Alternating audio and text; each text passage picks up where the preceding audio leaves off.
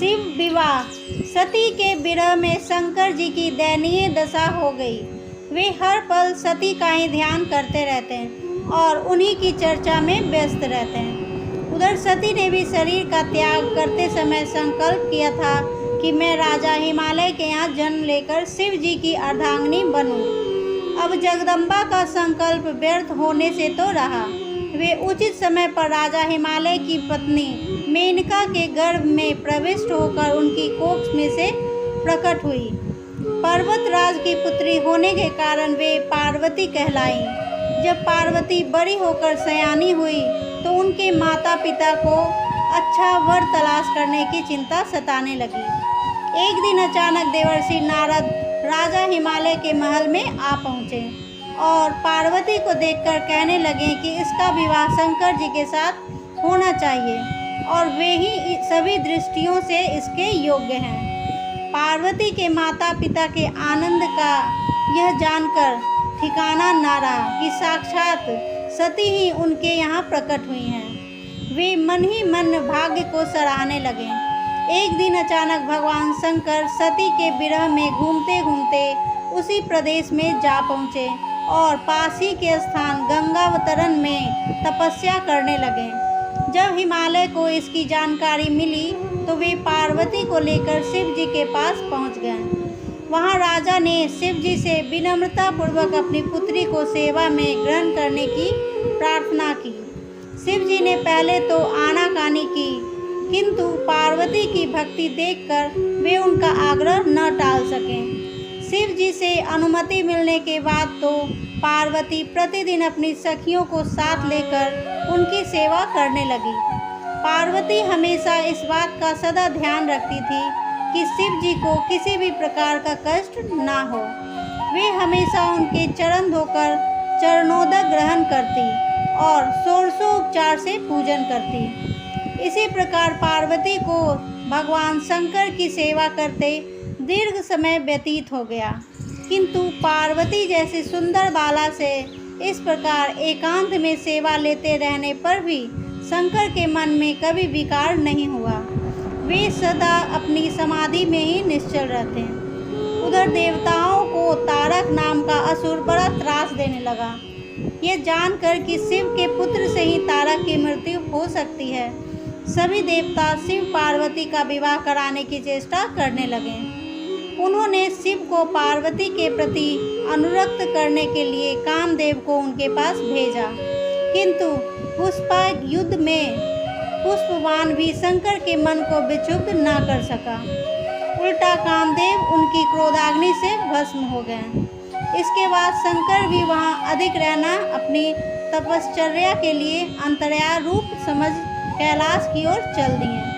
पार्वती को शंकर की सेवा से वंचित होने का बड़ा दुख हुआ, किंतु उन्होंने निराश न होकर अब की बार तप द्वारा शंकर को संतुष्ट करने की मन में ठानी। उनकी माता ने उन्हें सुकुमार एवं तप के अयोग्य समझकर बहुत मना किया, इसलिए उनका उमा नाम प्रसिद्ध हुआ। किंतु पार्वती पर इसका असर न हुआ। अपने संकल्प से वे तनिक भी विचलित नहीं हुई। वे भी घर से निकल उसी शिखर पर तपस्या करने लगी जहाँ शिव जी ने तपस्या की थी। तभी से लोग उस शिखर को गौरी शिखर कहने लगे। वहाँ उन्होंने पहले वर्ष फलाहार से जीवन व्यतीत किया। दूसरे वर्ष वो पर्ण वृक्ष के पत्ते खाकर रहने लगी और फिर तो उन्होंने पत्ते खाना भी त्याग कर दिया और इसलिए वे अपर्णा कहलाईं। इस प्रकार पार्वती ने 3000 वर्ष तक तपस्या की। उनकी कठोर तपस्या को देखकर ऋषि मुनि भी दंग रह गए। अंत में भगवान आशुतोष का आसन हिला। उन्होंने पार्वती की परीक्षा के लिए पहले सप्तर्षियों को भेजा और पीछे स्वयं बटु वेश धारण कर पार्वती की परीक्षा के निमित्त प्रस्थान किया। जब उन्होंने सब प्रकार से जांच परख कर देख लिया कि पार्वती की उनमें अविचल निष्ठा है, तब तो वे अपने को अधिक देर तक न छिपा सकें। वे तुरंत अपने असली रूप में पार्वती के सामने प्रकट हो गए और उन्हें प्राणी ग्रहण का वरदान देकर अंतर ध्यान हो गए। पार्वती अपने तप को पूर्ण होते देख घर लौट आई और अपने माता पिता से सारा वृतांत कह सुनाया। अपनी दुलारी पुत्री की कठोर तपस्या को फलीभूत होता देखकर माता पिता के आनंद का ठिकाना नहीं रहा। उधर शंकर जी ने सप्तर्षियों को विवाह का प्रस्ताव लेकर हिमालय के पास भेजा और इस प्रकार विवाह की शुभ तिथि निश्चित हुई। सप्तर्षियों द्वारा विवाह की तिथि निश्चित कर दिए जाने के बाद भगवान शंकर जी ने नारद जी द्वारा सारे देवताओं को विवाह में सम्मिलित होने के लिए आदर पूर्वक निमंत्रित किया और अपने गणों को बारात की तैयारी करने का आदेश दे दिया। उनके इस आदेश से अत्यंत प्रसन्न होकर गणेश्वर, शंखकर्ण, केकराज, विकृत, विशाखा, विकृतानंद, दुदुभ, कपाल, कुंडक, काकापादोदर, मधुपिंग, प्रमथ, वीरभद्र आदि गणों के अध्यक्ष अपने अपने गणों को साथ लेकर चल पड़े। नंदी, क्षेत्रपाल, भैरव आदि गणराज भी कोटि कोटि गणों के साथ निकल पड़े। ये सभी 3 नेत्रों वाले थे। सबके मस्तक पर चंद्रमा और गले में नील चिन्ह थे। सभी ने रुद्राक्ष के आभूषण पहन रखे थे। सभी के शरीर पर उत्तम भस्म पुती हुई थी। इन गणों के साथ शंकर जी के भूतों, प्रेतों, पिशाचों की सेना भी आकर सम्मिलित हो गई। इनमें डाकनी, शाकनी, यतुधान, बेताल, ब्रह्म राक्षस आदि भी शामिल थे।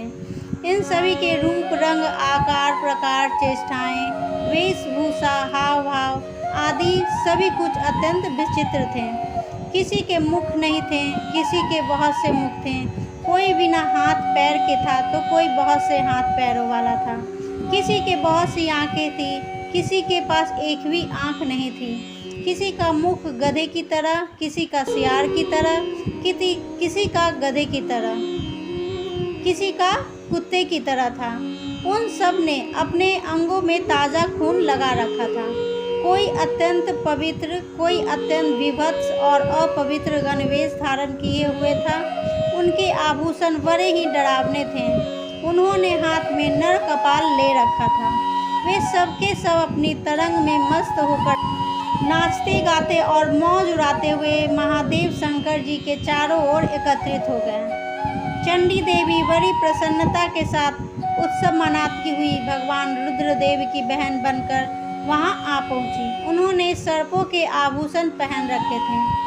वे प्रेत पर बैठकर अपने मस्तक पर सोने का कलश धारण किए हुए थी। धीरे धीरे वहां सारे देवता भी एकत्रित हो गए।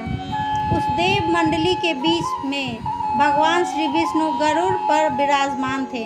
पितामह ब्रह्मा जी भी उनके पास में मूर्तिमान वेदों, शास्त्रों, पुराणों, आगमों, सनकाद महासिद्धों, प्रजापतियों, पुत्रों तथा कई परिजनों के साथ उपस्थित थे।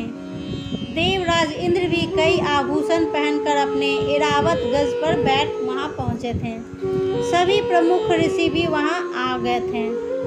तुम्बरु, नारद, हाहा और हुहु आदि श्रेष्ठ गंधर्व तथा किन्नर भी शिवजी की बारात की शोभा बढ़ाने के लिए वहां आ पहुंचे थे। इनके साथ ही सभी जगमाताएं, देव कन्याएं, देवियां तथा पवित्र देवांगनाएं भी वहां आ गई थीं।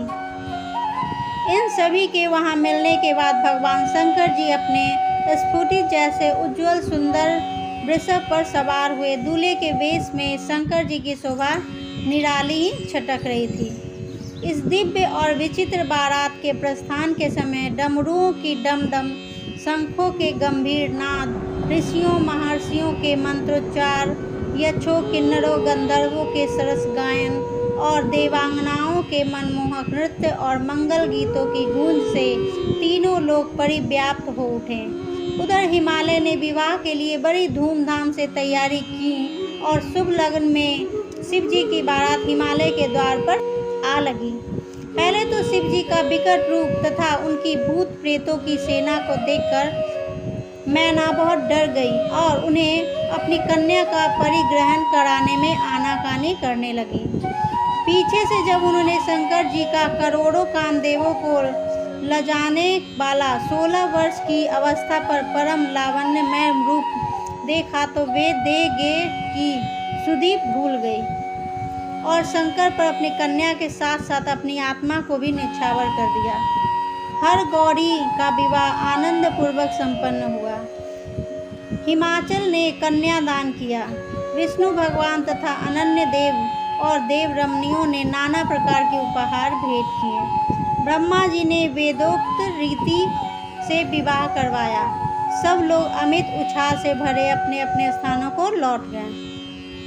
दोस्तों, मेरी वीडियो पसंद आ रही है तो इसे लाइक करें, शेयर करें, सब्सक्राइब करें। तब तक के लिए थैंक्स फॉर वॉचिंग। बाय।